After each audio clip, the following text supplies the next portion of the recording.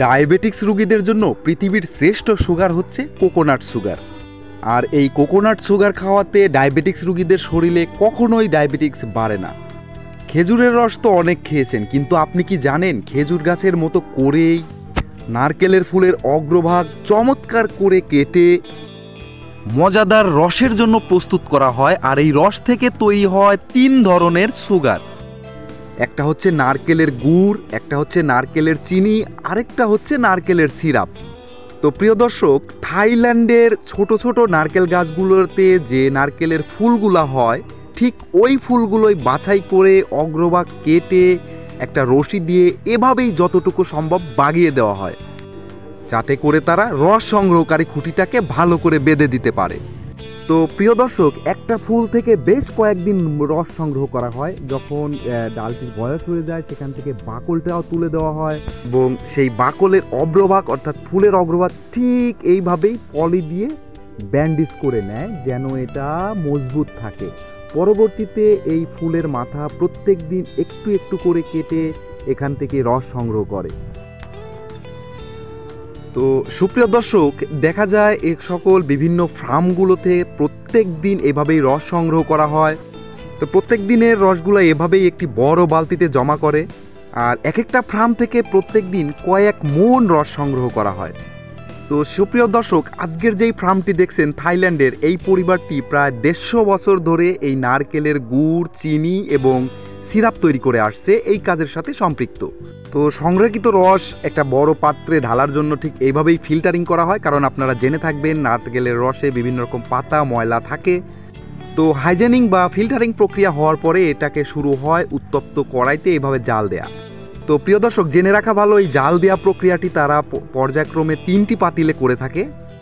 প্রথম পাতিল থেকে এভাবেই দ্বিতীয় পাতিলে ট্রান্সফার করে সেখানে উচ্চ তাপে তারা জাল করতে থাকে এবং জাল করার সময় তার উপরে এরকম ন্যাচারাল কুঞ্চি দিয়ে তৈরি এক প্রকার ঝাঁপি, যেন অধিক তাপে ফেনা বের হতে থাকা গুড়গুলো সাইডে ডাইনে বামে বের হয়ে না যায়। আর এই বাঁশের ঝাঁপি নারকেলের ফেনাগুলোকে নিয়ন্ত্রণ করে। তো সুপ্রিয় দর্শক, এই প্রসেসটা খুবই লং, দেরি হয়ে আসছে বা সিরাপ বের হচ্ছে। পরবর্তীতে এই সিরাপগুলোকে একটা পাত্রে দিয়ে ট্রেডিশনাল উপায়ে এটাকে সিরাপগুলোকে একটা ফোমি ওয়েট নিয়ে আসা হয়। দেখতেই পাচ্ছেন এটা ঘুরতে ঘুরতে গ্রাইন্ডিংয়ের কারণে এটা ফোমের আকৃতি ধারণ করছে। তো এই সিরাপগুলোকে প্রায় টানা আধা ঘন্টা থেকে 40 মিনিট পর্যন্ত গ্রাইন্ড করতে হয়। তো প্রিয় দর্শক, এবার ম্যানুয়ালি হাত দিয়ে আরেকটা ডিভাইসের মাধ্যমে অনবরত সেই গুড়টাকে নাড়াচাড়া করতে হয়। আপনারা দেখবেন যে সেগুলো স্টিকি হয়ে গেছে, অনেকটা ঘিয়ের মতো মনে হয়, আর এগুলো দেখতে অনেকটা চমৎকার দেখাচ্ছে।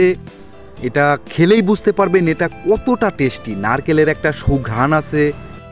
তো প্রিয় দর্শক, পরবর্তী প্রসেসে এই ন্যাচারাল গুড়গুলোকে একটা বড় ড্রামের ভিতরে নিয়ে নির্দিষ্ট ওজনের ভিত্তিতে পলিথিনের ভিতরে ওজন করা হয়।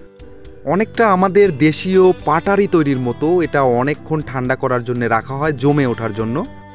মোটামুটি জমিয়ে রাখার পর এই একটা শেপ আসে, যেটা অনেকটা খেজুরের গুড়ের পাটারির মতো, কিন্তু খেজুরের গুড়টা গাঢ় লাল, কিন্তু এটা একটু সাদা টাইপের হয়।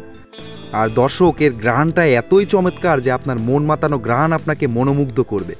তো পরবর্তীতে থাইল্যান্ডের এই পরিবারটি এই গুড় অনেক জায়গায় থাইল্যান্ডে সাপ্লাই করে।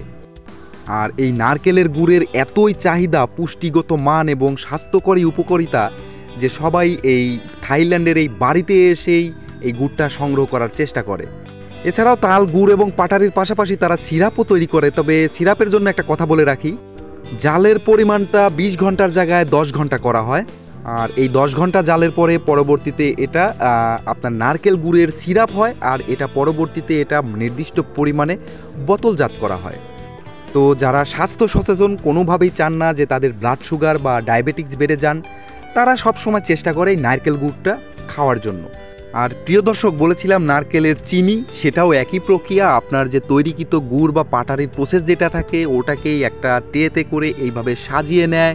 সাজিয়ে নেওয়ার পর চামচ দিয়ে চেপে চেপে পরবর্তীতে যখন এটা শুকিয়ে যায়, চামচ দিয়ে এটা একদম গুঁড়ো গুঁড়ো করে তুলে নেয়। নেওয়ার পর একটা ছাঁকনি দিয়ে সেকে নিচে যে অবশিষ্ট অংশটি পড়ে, এটাই চিনি।